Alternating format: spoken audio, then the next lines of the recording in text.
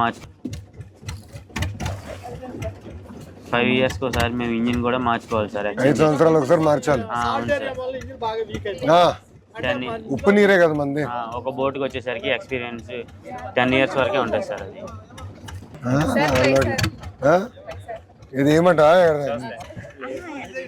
ఇవ్వాలి, ఏదో చూద్దాం. ఎట్టేయాలి చెప్పు ఒకసారి. ఇటే ఇటే ఇటే ఏమంటావు కదా. ఎంత వయసు ఎంత మీది? కుర్రోడే ఇట్లా చేస్తాను. ఓకే, నన్ను లాగదు కదా. నాకు ఈత వచ్చి కానీ అంత గొప్ప కాదు. కావాలి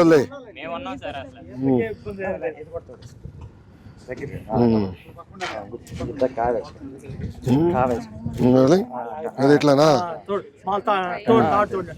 ఇది చేత పట్టుకుని ఇది ఇట్లా ఈ చేతిలో అంతే కదా.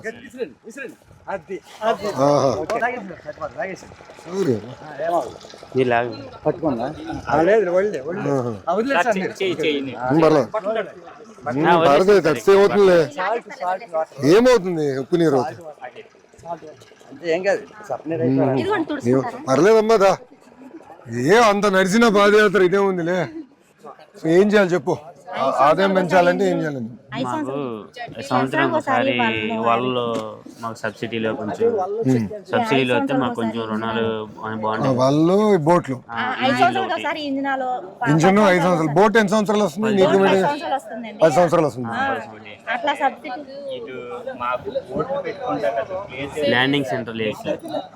అంటే మాకు ఇప్పుడు ఫ్లోటింగ్ వస్తుంది కదా, వరద వచ్చినప్పుడు మాకు బోట్లు కట్టేసుకోవాలంటే బాగా ఇబ్బంది అయిపోతుంది సార్. నైట్ పోటీ ఏ టైంలో పడితే ఆ టైంలో లైట్ కూడా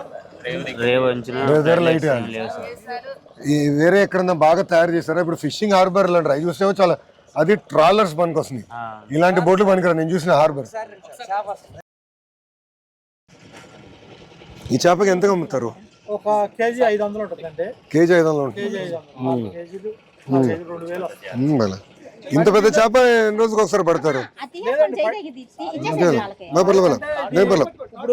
ఇప్పుడు వరద వచ్చిన టైంలో వీటికి సంబంధించి సపరేట్ వాళ్ళు వచ్చినప్పుడు ఖచ్చితంగా 20 కేజీలు 25 కేజీలు పడతాం. 20 కేజీలు 10 కేజీలు పడతాయి. 20 కేజీలు 25 కేజీలు పడతాం. అంటే వాళ్ళకే కొంచెం కాస్ట్ ఎక్కువ. ఆ వాళ్ళు ధరలు ఎక్కువ. వాళ్ళ మినిమం కేజీ వచ్చేసి 500 కేజీ వాళ్ళ 500 నుంచి 700 వరకు 30-40 కేజీలు వాళ్ళ